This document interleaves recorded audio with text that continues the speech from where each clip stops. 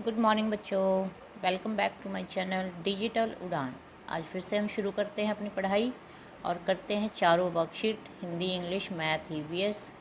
और उससे पहले आपको क्या करना है, मेरे चैनल को सब्सक्राइब करना है। तो सबसे पहले लाइक का बटन दबाइए, सब्सक्राइब कीजिए और बेल आइकन दबाइए ताकि आपको जो है मेरी वीडियो मिलती रहें और मैं और ऐसी ही वीडियो डालती रहूँ।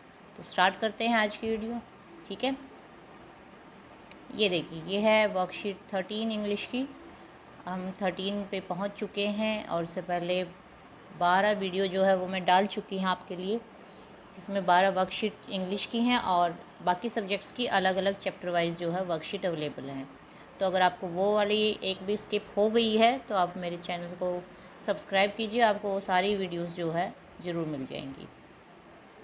आज की शुरू करते हैं worksheet. Rearrange the words to form a meaningful sentence.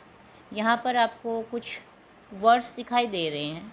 Actually में वो एक सेंटेंस बनाने के लिए वर्ड्स जो है मिक्स कर रखे हैं, आगे पीछे पज़ल जो करते हैं। तो उसको आपको क्या करना है, सीक्वेंस में लगाना है। यानी कि सेंटेंस क्या होता है, मीनिंगफुल वर्ड्स को एक सीक्वेंस में जब हम लगाते हैं कि उसका कोई सेंस बन सके, कोई मीनिंग बन सके, तो उसको हम सेंटेंस बोलते हैं। तो यहाँ पर आपको वही करना है। फर्स्ट जो एक बार रीड कर लेते हैं क्या दिया हुआ है। ही एंड लाइक एक्सपर्ट एक्टेड। तो इसको हम अगर सीधा करेंगे, इन वर्ड्स को एक फॉर्म में लगाएंगे, तो क्या होगा, उसका एक सेंटेंस बनेगा जो इस तरह से होगा। He acted like an expert. देखिए सामने मैंने सॉल्व करके दिए हुए सारे सेंटेंस जो है। सेकंड भी ऐसे ही है।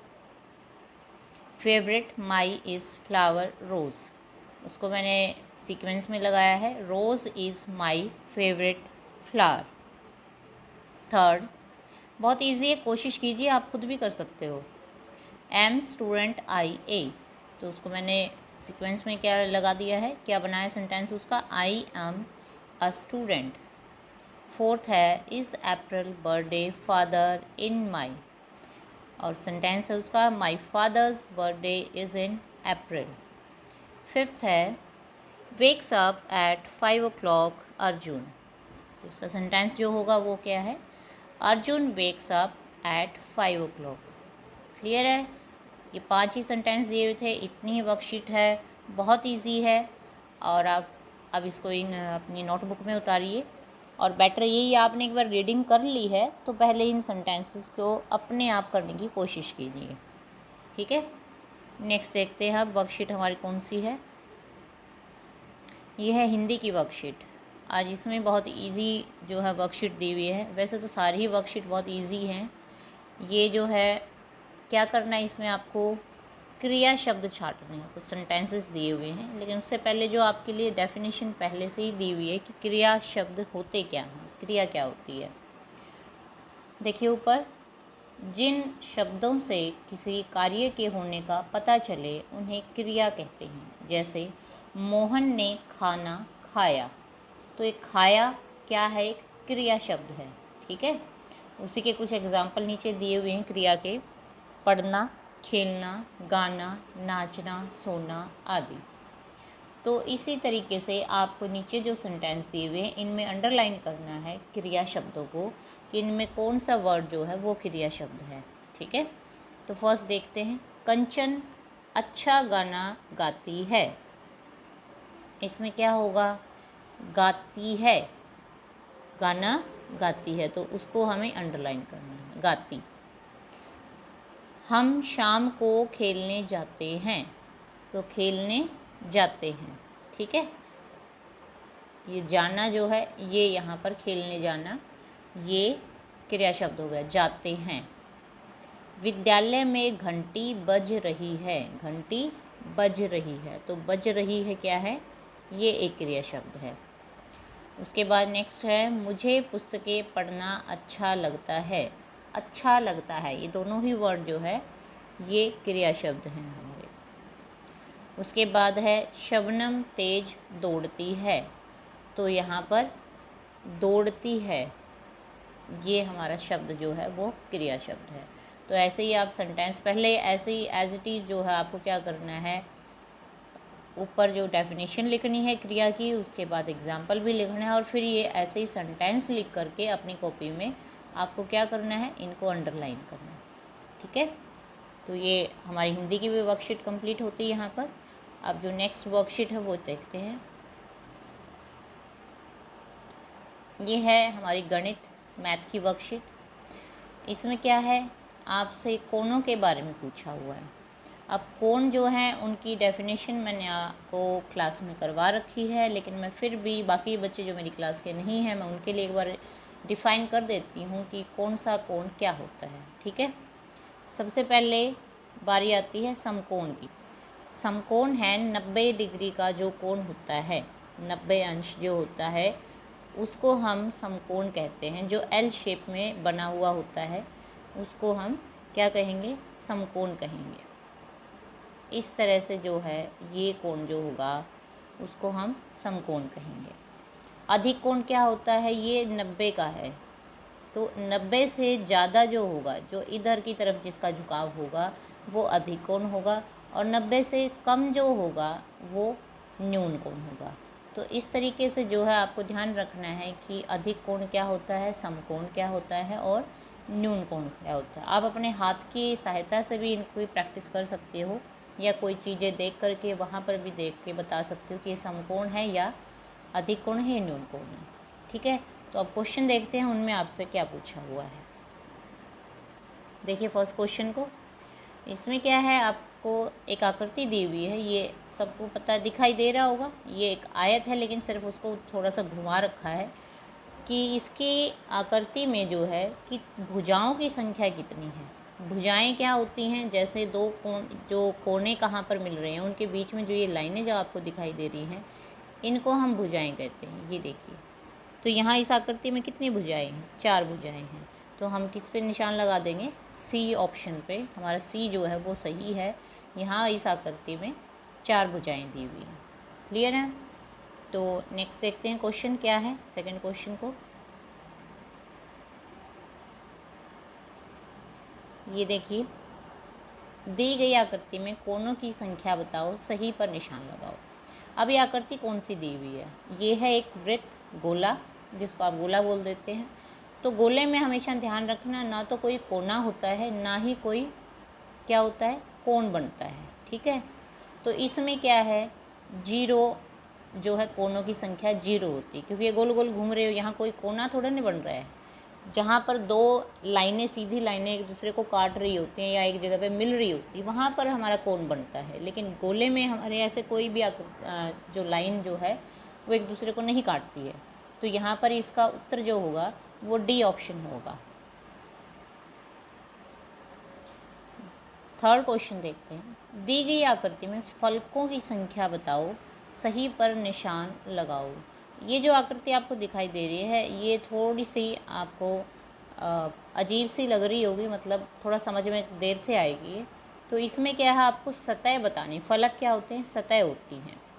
तो यहाँ पर सतह कितनी है वो देख लीजिए। एक सतह है हमारी यहाँ पर इस साइड है, एक इसके सामने है, एक ये बिल्कुल सामने जो दिखाई दे रही है, 3 हो गई है। एक ऊपर की तरफ है यहाँ पीछे, और एक नीचे की तरफ है। तो 5 सतह जो है वो हमें दिखाई दे रही है। और 5 जो है, सी वाला जो ऑप्शन है वो 5 ही दिया हुआ है, यहाँ पे 5 लिखा हुआ है जो कट गया। तो आपको किस पे निशान लगाना है, सी ऑप्शन पे जो है निशान लगाना है। तो यहाँ पर सतह, फलक मतलब सतह बतानी है आपको कि कितनी सतह हैं। तो ये ऑप्शन जो है सी होगा। नेक्स्ट देखते हैं,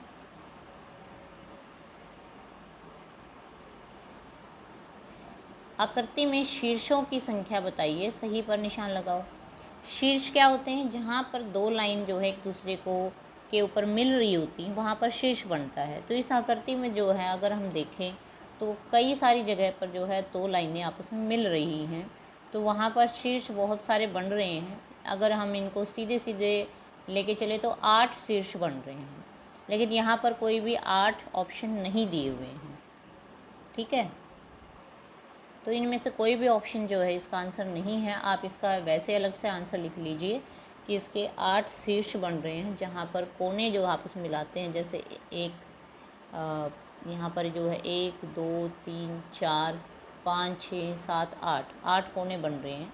तो यहाँ पर उत्तर हमारा 8 होना चाहिए, 8 शीर्ष बन रहे हैं, लेकिन यहाँ पर दिया नहीं हुआ है। अब 5वां क्वेश्चन देखिए, यहाँ पर 5वें क्वेश्चन में क्या पूछा हुआ है, दी गई आकृति का नाम बताइए और सही पर निशान लगाओ। अब ये आकृति क्या दिखाई दे रही है आपको? क्या ये त्रिभुज है, आयत है, गोला है? नहीं, ये क्या है, एक कोण है, खुली हुई आकृति है। सिर्फ 2 लाइनें आपस में मिल रही है और यहाँ बीच में जो है एक निशान चाप लगा रखी है, जिसको हम कोण कहते हैं। तो इसका उत्तर जो आएगा वो क्या आएगा? कोण आएगा। 5वें का उत्तर आप ए पे निशान लगाइए, कोण। निम्न में से न्यून कोण कौन सा है, सही पर निशान लगाओ। अभी मैंने जब ये मैथ की वर्कशीट स्टार्ट की तो आपको बताया है न्यून कोण कौन सा होता है, जो 90 से कम होता है। तो हमारा ए ऑप्शन है वो भी गलत है, यानी कि वो 90 का है। बी वाला जो है वो अधिक कोण है, ये 90 से अधिक है।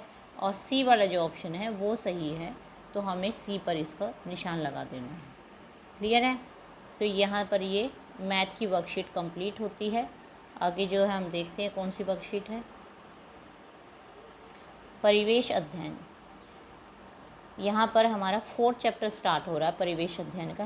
मैंने पहले भी एक वीडियो में आपको एक्सप्लेन किया था इस बारे में कि हमारी इंग्लिश की वर्कशीट जो है वो नंबर से चल रही हैं, 1, 2, 3, 4, वहाँ चैप्टर नहीं दिए हुए हैं, यानी कि आज हम 13 उस पर आ गए हैं।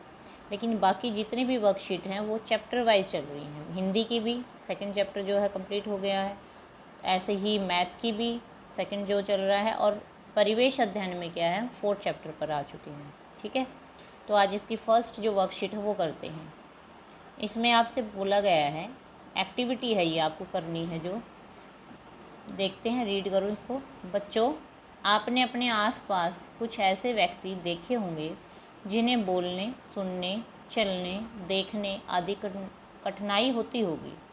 नीचे कुछ दिव्यांग बच्चों के चित्र दिए गए हैं। सोचो कि ये अपने दैनिक जीवन के सभी कार्य किस प्रकार करते होंगे। आप नीचे दिए गए बिंदुओं को छांटो और उचित स्थान पर लिखो। अब यहाँ पर कुछ बिंदु दिए हुए हैं, आपको क्या करना है इनमें से, तो आपको यहाँ पर ये जो मैंने निशान लगा दिया है इसमें से छांट के और नेक्स्ट जो आपके क्वेश्चन जो दिया हुआ है उसमें इनको लिखना है। एक एक यहाँ पर देख लीजिए। छूकर पहचानते हैं, सुनकर समझते हैं, पहिए वाली कुर्सी का उपयोग करते हैं, सुनने वाली मशीन का उपयोग करते हैं, इशारों से समझते हैं, ब्रेल लिपि की पुस्तकों का उपयोग करते हैं, सांकेतिक भाषा का प्रयोग करते हैं, वॉकर का प्रयोग करते हैं, ऑडियो रिकॉर्ड किए गए पाठ, यानी कि ऑडियो जो आप जैसे देख भी पा रहे हो, सुन भी पा रहे हो, लेकिन कई बार हम सिर्फ सुन पाते हैं तो वो उनको हम ऑडियो रिकॉर्ड बोलते हैं। विशेष प्रकार के जूतों की सहायता से चलते हैं, जिनके पैरों में प्रॉब्लम होती है वो विशेष प्रकार के जूते पहनते हैं, उनकी सहायता से चलते हैं। अब ये हमने पढ़ लिए हैं कि ये क्या है। अब देखते हैं कि आपको इनको लिखना कहाँ है। नेक्स्ट देखते हैं। ये देखिए, यहाँ पर जो है 4 चित्र दिए गए हैं। पहला चित्र जो है वो एक नेत्रहीन लड़की है, दूसरा है वो व्हीलचेयर का प्रयोग कर रही, तो इसका मतलब उसके पैरों में प्रॉब्लम है। थर्ड जो बच्चा उसके हाथों में आपको दिखाई दे रहा है, हाथ जो हैं उसके वो पूरे नहीं हैं। और फोर्थ जो है ये लड़की के कान पर इसकी मम्मी कुछ मशीन लगा रही है, तो इसका मतलब इसके सुनने में प्रॉब्लम है। तो आपको क्या करना है, अभी मैंने बताया था इससे पहले वाले पेज पे जो है ये जो सेंटेंस दिए हुए हैं नीचे, छूकर पहचानते, सुनकर समझते हैं, इनको एक एक करके यहाँ पर लिखते जाना है। जैसे पहले वाले में ये छूकर पहचानती है, क्योंकि इसको दिखाई तो देता नहीं है, ठीक है। दूसरा जो है सुनकर पहचानते हैं, तो वो भी इसी के लिए आएगा। ब्रेल लिपि का इस्तेमाल भी यही लड़की करती है। स्पेशल जूतों का इस्तेमाल कौन करता होगा, जो सेकंड ऑप्शन जो दिया हुआ है वो क्या है, जो यूज़ करती है, हमारे व्हील चेयर यूज़ कर रही है और स्पेशल जूते पहनती होगी। जो सुनकर जो इस्तेमाल करती है, यानी कि इशारों से समझेगी, सुने तो नहीं गई, तो ये 4th नंबर का जो दे रखा है ये लड़की इशारों से समझती है। तो इस तरह से आपको इसके नीचे जो लाइनें दे रखी हैं यहाँ पर ये ऑप्शन लिखना है, ठीक है। तो ऐसे जो है आपको ये क्वेश्चन कंप्लीट करना है। ये एक्टिविटी आपके लिए दी हुई है, आपको ऐसे कंप्लीट करना है। अब इससे नेक्स्ट जो पेज पर क्या दिया हुआ है, एक और क्वेश्चन है आपके लिए, वो भी एक एक्टिविटी है। घर के किसी बड़े के साथ जाओ और किसी दिव्यांग बच्चे और उसके माता पिता से बात करो। और निम्न बिंदुओं पर जानकारी एकत्रित करके कक्षा में चर्चा करो। अब आपको क्या करना है, अपने अड़ोस पड़ोस में किसी बच्चे से, कोई अगर ऐसा बच्चा है, दिव्यांग बच्चा जो है, तो उसके माता पिता से बात करनी है। उनके ये जानकारी जो है आपको एकत्रित करनी है। वो क्या क्या पॉइंट्स हैं ये देखिए। क्या वे अपना सारा कार्य स्वयं कर लेते हैं? आप अपने माता पिता से भी इस बारे में जानकारी ले सकते हो कि हाँ वो कोई अगर बच्चा ऐसा होता है तो क्या वो अपना सारा कार्य ऐसे स्वयं कर लेता है? नहीं, वो सारे काम अपने आप नहीं कर पाते। उन्हें कौन से कार्य करने में कठिनाई आती है? उन्हें अपने जो अपने काम होते हैं, जैसे खाना खाने का या नहाने का, और भी जो पढ़ाई करने में, इन सब चीज़ों में भी बहुत दिक्कतें आती हुई, या कहीं बाहर जाना है, जैसे आप लोग खेल सकते हो आराम से, वो बच्चे नहीं खेल पाते हैं, तो इन सारे कार्यों में क्या है, कठिनाई आती होगी। थर्ड है, क्या उन्हें यह दिव्यांगता जन्म से अथवा बाद में हुई है? तो ये उत्तर जो है वो बच्चा ही दे सकता है। कई बार जन्म से ही उस बच्चे को दिक्कत होती है और कई बार किसी एक्सीडेंट की वजह से बाद में भी ये प्रॉब्लम हो सकती है। फोर्थ है, वे पढ़ाई का काम कैसे करते हैं? अब जैसे मैंने बताया था, अंधे बच्चों के लिए क्या होती है, ब्रेल लिपि बनाई हुई। ब्रेल लिपि मतलब एक ऐसी लिपि जिसमें किताब के अंदर पंचिंग जो मशीन होती है उससे 6 बिंदुओं में छेद कर दिया जाता है। वो अल्फ़ाबेट जो है उनके हिसाब से बन जाते हैं उनके, तो वो छूकर पहचानते हैं कि यहाँ पर क्या लिखा हुआ है। तो वो स्पेशल लिपि बनाई गई है अंधे बच्चों के लिए। तो इस तरह से जो है अलग अलग तरीके से जो वो बच्चे पढ़ाई करते हैं। जैसे जिसके हाथों में प्रॉब्लम, वो लिख नहीं सकता, तो वो सिर्फ बोलकर या सुनकर जो है वो अपना काम करता है, और इसी तरह से उनकी पढ़ाई होती है। आप अपने माता पिता से या उन बच्चों से जा कर के भी चर्चा कर सकते हैं। लास्ट है, उन्हें कौन से काम करना अच्छा लगता है? यदि मौका मिले तो वो क्या क्या करना चाहते हैं? अब कई बार जो है कुछ बच्चों के सपने होते हैं कि मैं ये करना चाहता हूँ, मैं वो करना चाहता हूँ, लेकिन कई पूरे कर पाते हैं और कहीं नहीं भी पूरे कर पाते हैं।